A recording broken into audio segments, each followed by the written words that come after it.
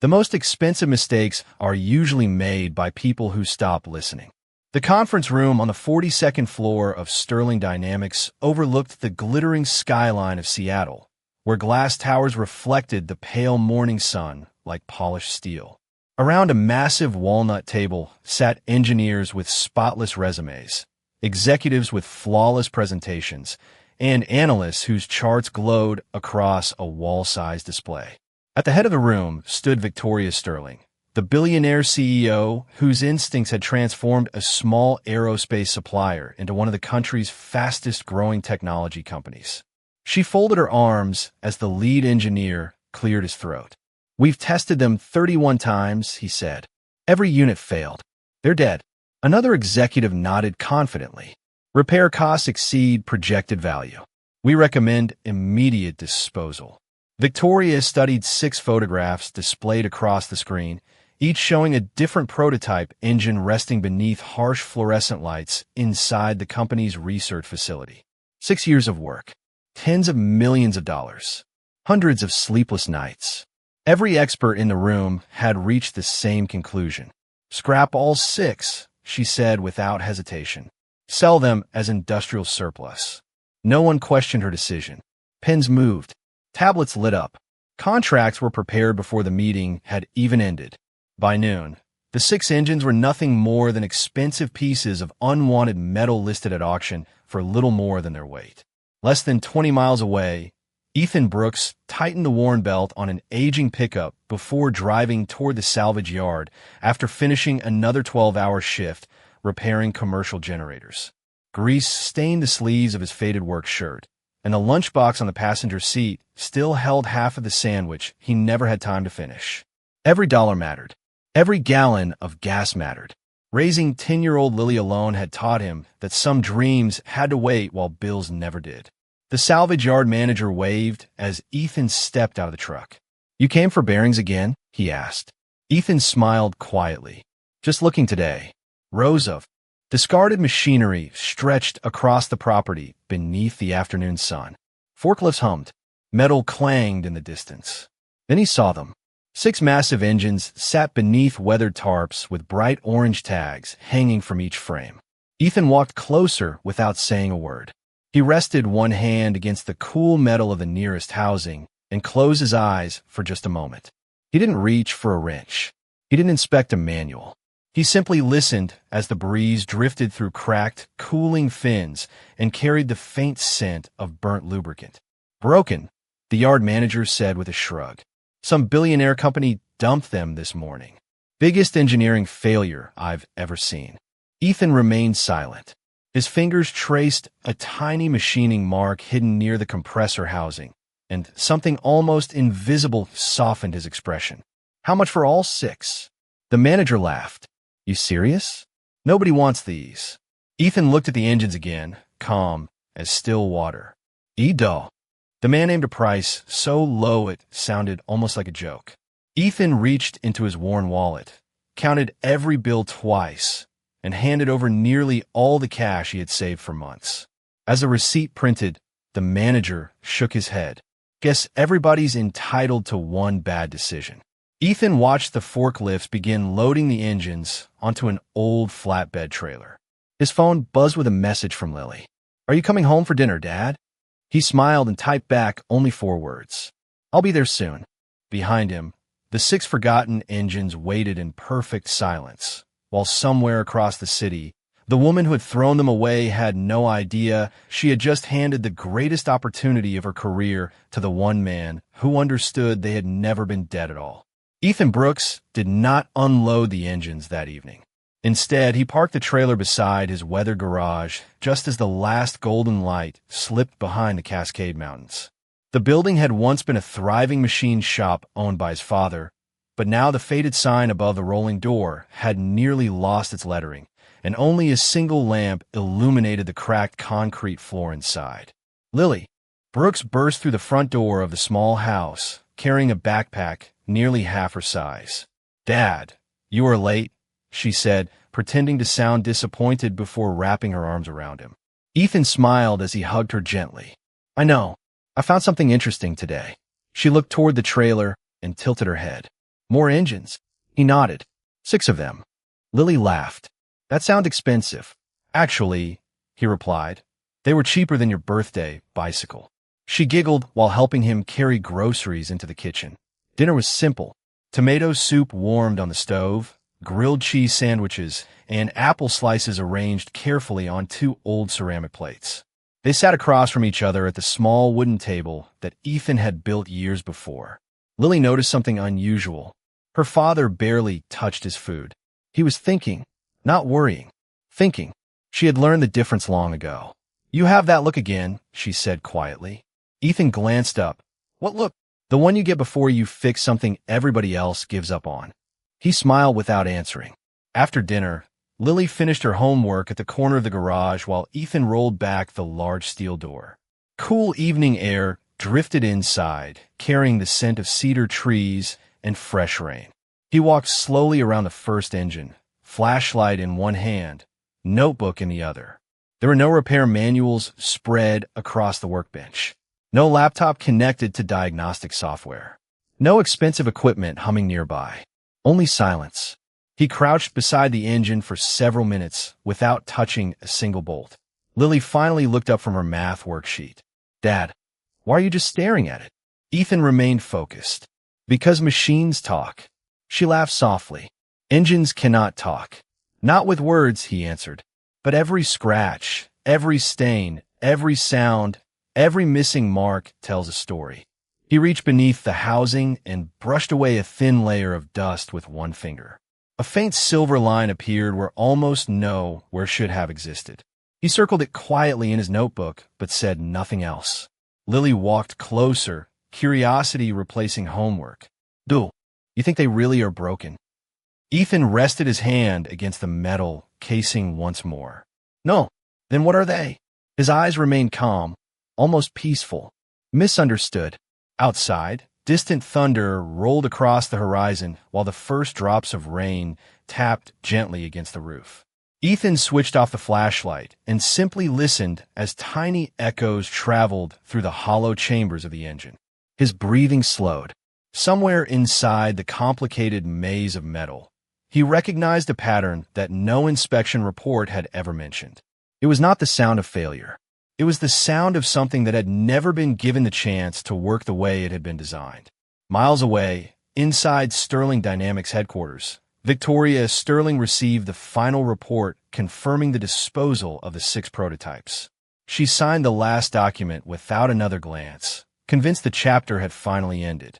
Neither she nor anyone inside the company realized that while they were closing a file forever, an old mechanic in a forgotten garage had just begun reading the first page of a completely different story.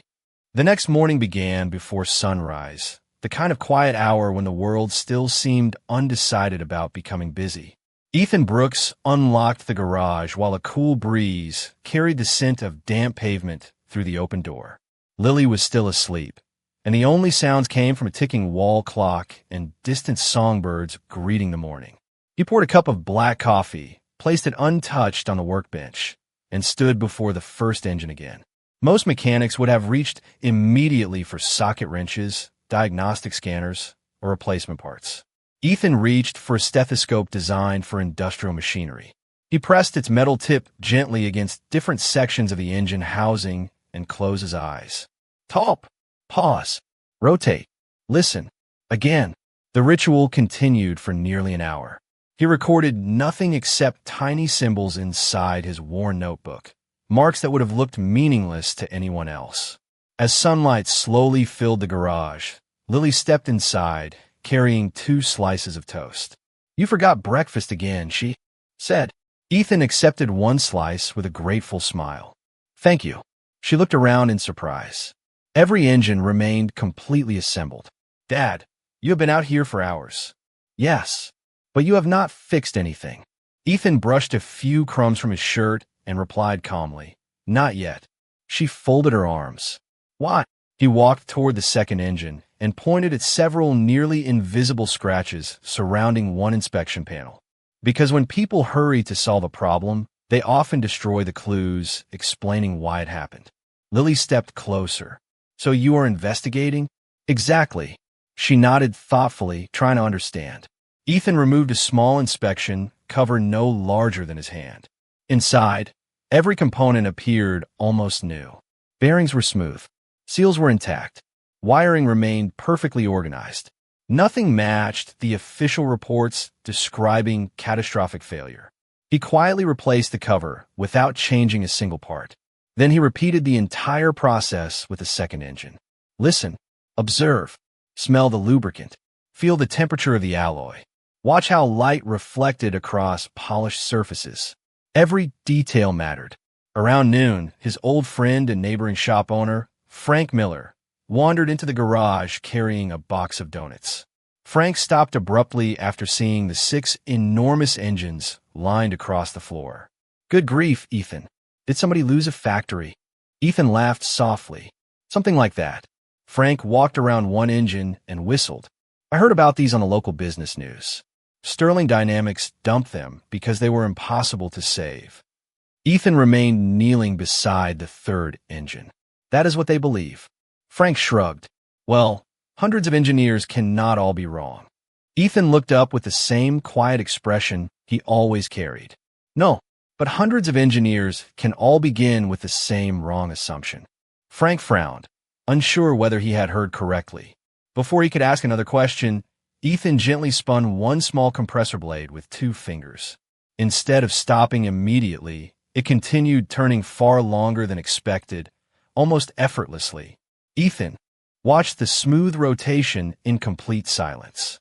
A faint smile appeared across his face for the first time since bringing the engines home. It was barely noticeable, but Lily saw it instantly. She had learned long ago that her father only smiled like that when he discovered something everyone else had overlooked.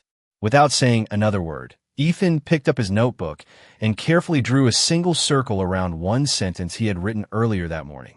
Underneath it, he added only 4 more words. The engines never fail. 3 days passed before Ethan Brooks touched a single wrench. To anyone watching from outside the garage, it would have looked almost ridiculous. 6 massive engines filled the concrete floor exactly where they had been unloaded, while the quiet mechanic spent more time writing notes than turning bolts. Yet, every hour revealed another piece of a puzzle that someone else had stopped trying to solve.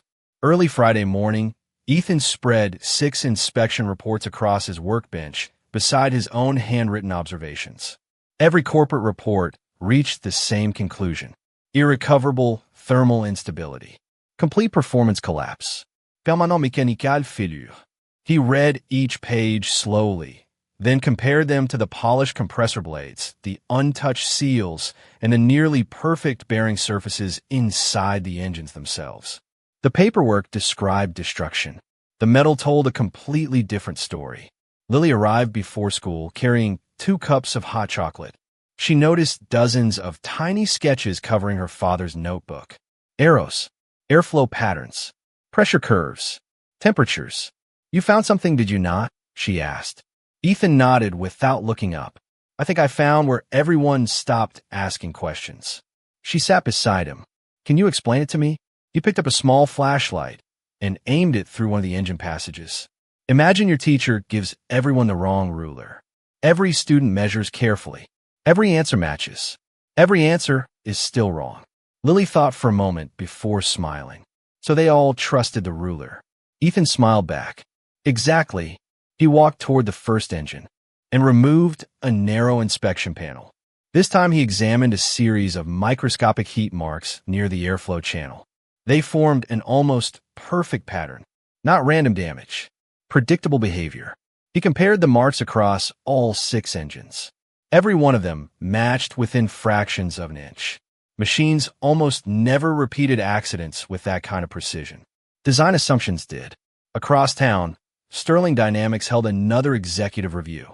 Victoria Sterling stood before a digital presentation outlining future propulsion projects intended to replace the failed program. We cannot waste another year chasing technology that already proved itself impossible, one executive declared confidently. Another vice president added, the board fully supports redirecting funding toward an entirely new platform.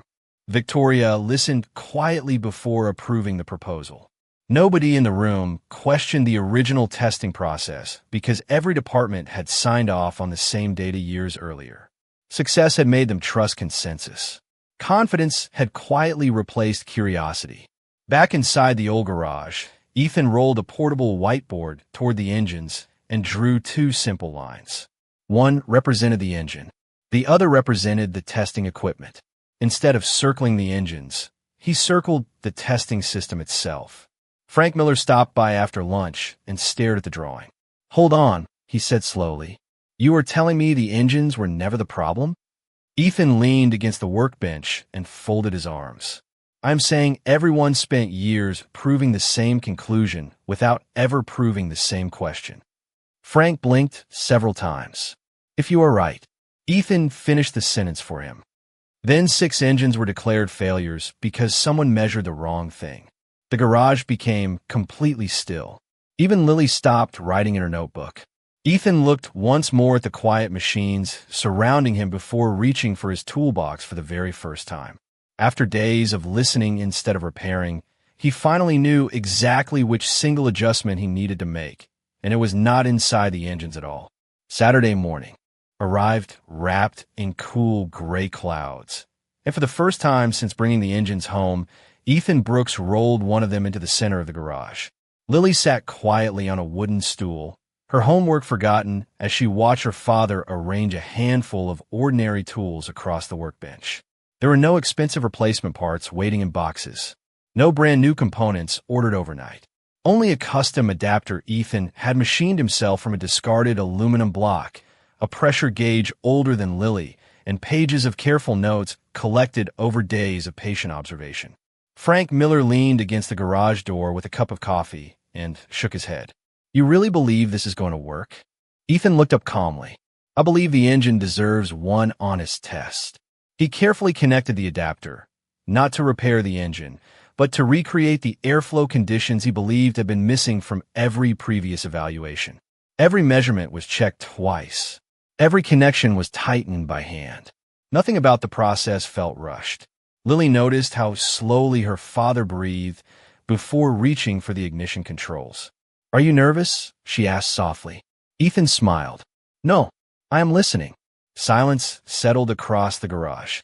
Outside, rainwater dripped steadily from the roof. Somewhere down the street, a lawnmower hummed in the distance before fading away. Ethan pressed the starter.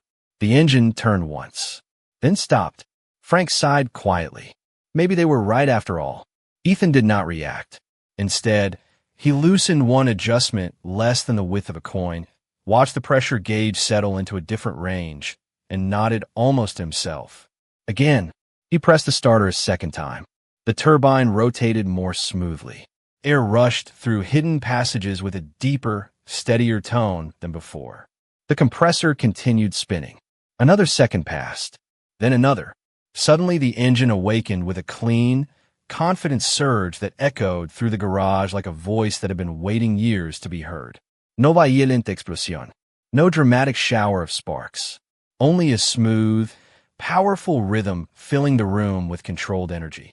Frank slowly lowered his coffee cup without taking his eyes off the machine. Lily's face lit up with amazement. "Dad," she whispered. Ethan remained completely still, listening to every note carried through the spinning turbine. His expression did not change, but relief quietly settled into his eyes. The engine held a perfectly stable operating speed.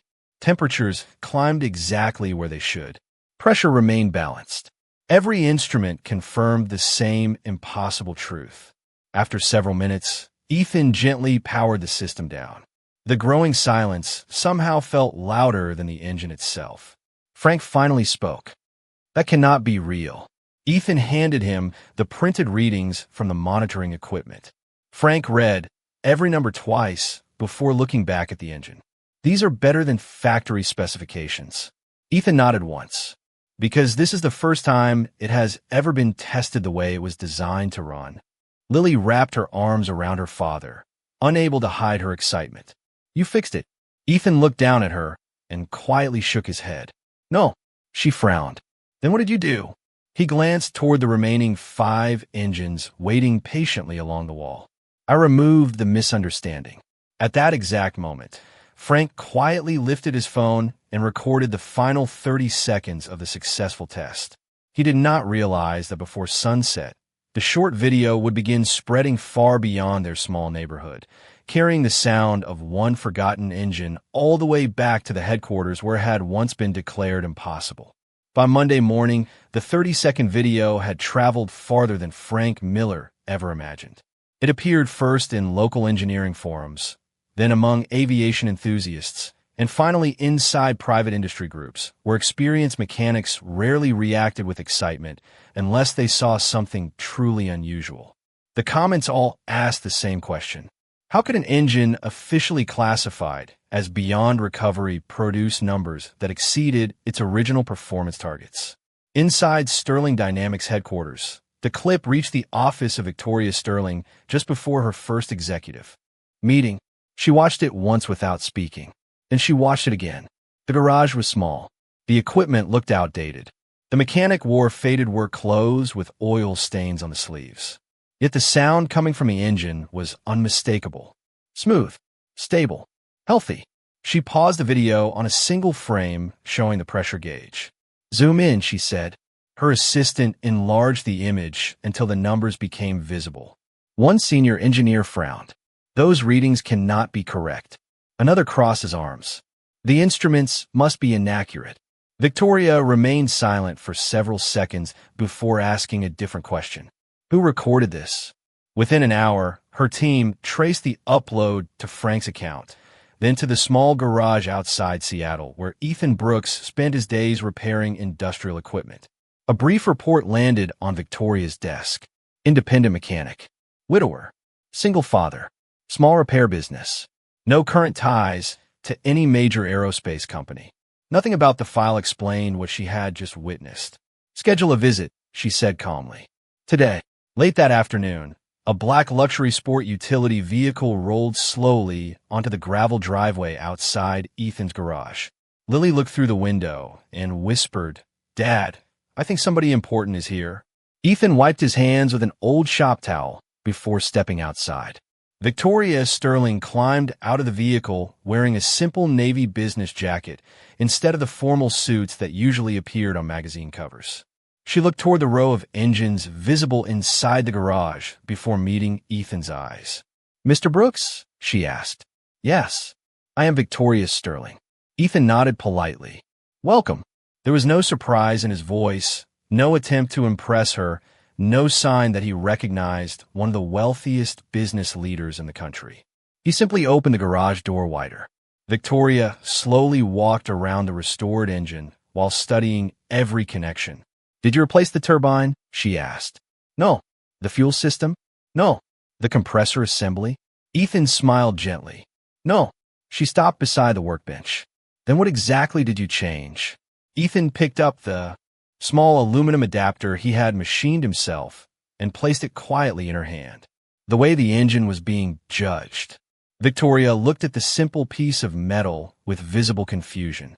It seemed impossible that something so ordinary could explain years of failure. "I would like to buy these engines back," she said after a long silence. Ethan folded the shop towel neatly and placed it beside his notebook. "I appreciate the offer. Name your price." He shook his head with the same quiet confidence that had guided him from the beginning. "They are not for sale yet." For the first time in many years, Victoria Sterling heard someone refuse an offer backed by unlimited resources. And instead of feeling offended, she found herself wondering what this quiet father already knew that an entire corporation had somehow failed to discover. Victoria Sterling drove back to headquarters with more questions than answers. She had expected to negotiate with a talented mechanic. Instead, she had met a man who seemed completely uninterested in proving himself. That quiet confidence stayed with her long after the city lights replaced the country roads. The next morning, Ethan Brooks unlocked his garage before sunrise and rolled the second engine into position. He did not celebrate restoring the first one because, to him, one success proved nothing. Understanding had to be repeatable. Lily sat nearby reading a science book while quietly watching her father repeat every measurement in exactly the same order. "You are doing everything exactly the way you did yesterday," she observed. Ethan nodded. Good ideas survive repetition. Hours passed. The same custom adapter. The same carefully adjusted airflow. The same patient attention to details that everyone else had overlooked. By early afternoon, the second engine settled into a smooth, operating rhythm almost identical to the first. Frank stood frozen beside the workbench. Twice, he whispered, "That is not luck anymore." Ethan simply recorded another page of measurements before moving to the third engine. Over the next 4 days, the impossible became routine. One after another, each engine came alive with remarkable consistency. No miracle repairs. No secret replacement parts. Only a corrected testing method and the discipline to trust evidence instead of assumptions. By Friday evening, all 6 engines had completed successful performance runs. The garage that once held discarded machinery now contained 6 fully functioning prototypes whose combined value no one had yet realized. News spread quickly throughout the engineering community. Independent consultants requested copies of the performance data. Aerospace suppliers called Frank asking if the video had been edited. University researchers wanted permission to examine the testing procedure. Then the phone on Ethan's workbench rang again. This time it was not curiosity calling. It was opportunity. A regional aviation manufacturer requested a private demonstration. A clean energy company wanted to discuss licensing possibilities. A government contractor asked whether the restored propulsion systems could be evaluated for specialized applications. Ethan accepted only one meeting at a time, insisting that every visitor see the engines operating under the exact same conditions. There would be no exaggerated promises, only measurable results. Within a week, 3 formal letters of intent arrived. Together, they valued the 6 engines at more than $3 million. Frank read the figures twice before looking across the garage. "Do you realize what this means?" Ethan smiled gently while wiping a thin layer of dust from his notebook. "It means people finally understand what they are seeing." "No," Frank replied with a laugh of disbelief. "It means you turn scrap metal into millions." Ethan slowly closed the notebook. The value was always there. People simply stopped looking for it. Across town, another report landed on Victoria Sterling's desk. This one did not describe failed prototypes or disposal costs. It listed verified test results, independent evaluations, and multi-million-dollar offers from organizations that had examined Ethan's work firsthand. She stared silently at the final page. Every number challenged years of accepted conclusions. Every signature belonged to respected experts with nothing to gain by supporting an unknown mechanic. For the first time since founding her company, Victoria wondered whether the greatest asset Sterling Dynamics had ever possessed had not been lost in a laboratory. It had quietly driven away on an old flatbed trailer because no one had cared enough to ask one more question before letting it go. Victoria Sterling canceled every meeting scheduled for the next morning except one. She instructed her executive assistant to gather the complete history of the abandoned propulsion program, including every engineering review, every patent, every design revision, and every employee who had ever contributed to it. "Leave nothing out," she said quietly. By noon, thick binders covered the conference table where the project had once been declared a failure. Department heads entered expecting another strategy meeting, but instead found their chief executive reading old technical notes line by line. "Who approved the original testing protocol?" Victoria asked. Several executives exchanged uncertain glances before one senior manager answered. "The validation committee adopted it years ago." Everyone signed off. "Who designed the original airflow model?" Silence filled the room. After several minutes, the company's archivist placed a faded project folder on the table. "This was the earliest version we could locate." Victoria carefully opened the file. Inside were handwritten engineering sketches, margin notes filled with equations, and a signature that had disappeared from company history long before Sterling Dynamics acquired the technology. She read the name once, then looked again to make certain she had not imagined it. Ethan Brooks. The room became perfectly still.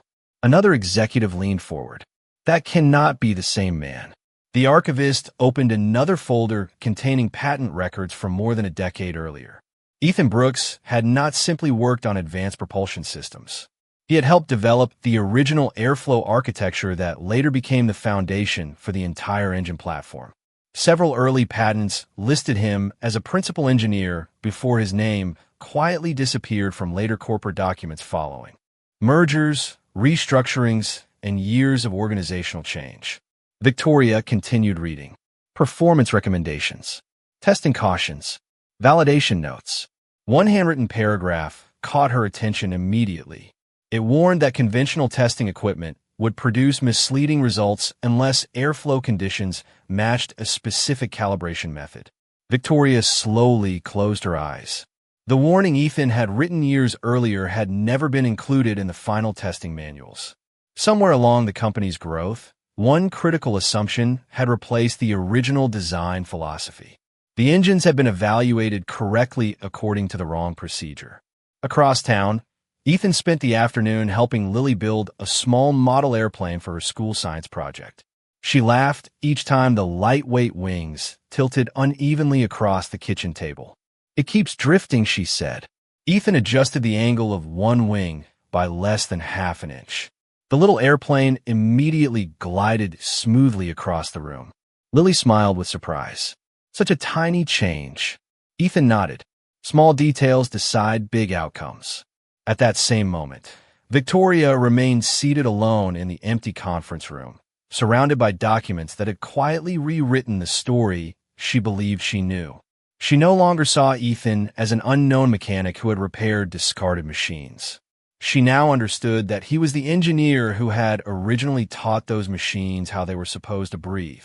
Every successful test in the old garage had not challenged the science behind Stirling Dynamics. It had restored it. She picked up the telephone, but hesitated before dialing.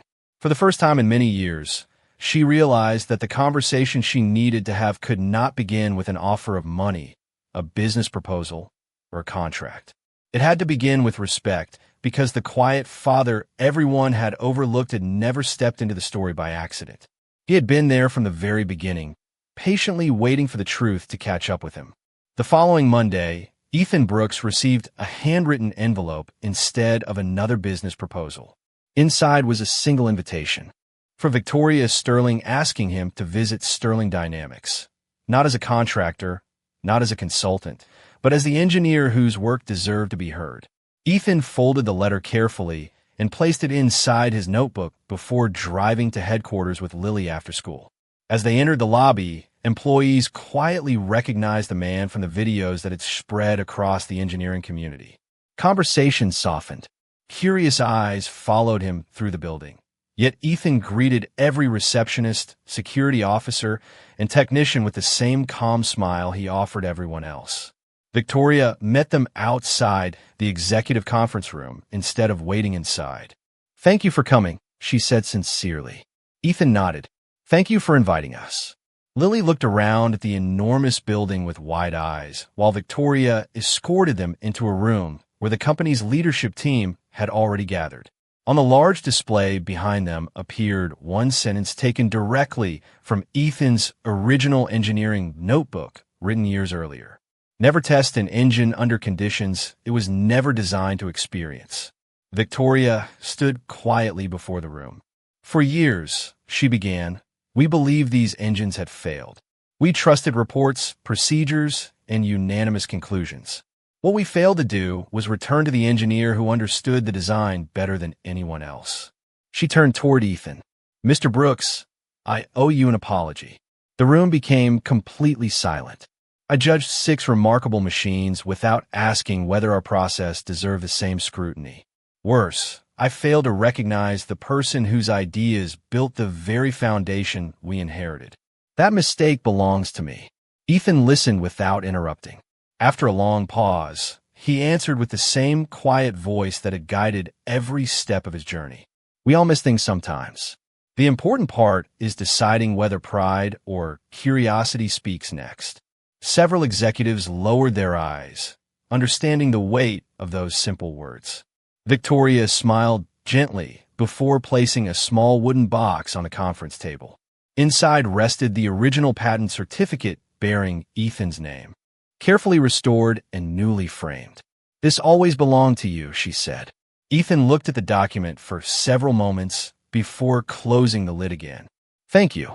Victoria then offered him the position of Chief Technology Officer along with full authority to rebuild the propulsion division around the original engineering principles. The room waited for his answer. Ethan glanced toward Lily, who smiled with quiet encouragement. He looked back at Victoria. "I will help rebuild the program," he said, "but only if we build something more important than better engines." Victoria nodded. "What do you have in mind?" Ethan looked around the room at every engineer, manager, and executive listening in complete silence. A culture where asking one more question is never seen as weakness, where experience is respected no matter how simple the uniform, and where no good idea is dismissed because of the person presenting it. No one spoke for several seconds. They simply nodded. As Ethan and Lily walked out of the building together, the afternoon sunlight reflected across the glass towers behind them. Lily slipped her hand into her father's and smiled. "Dad, everyone finally knows who you are." Ethan looked toward the clear blue sky before answering softly. "That was never the important part." She tilted her head. "Then what was—" He smiled with the same quiet dignity that had carried him through every misunderstanding, making sure the truth had a chance to be heard. And sometimes, the greatest success is not bringing forgotten machines back to life, but reminding people that respect, patience, and humility are the forces that keep every great idea moving forward.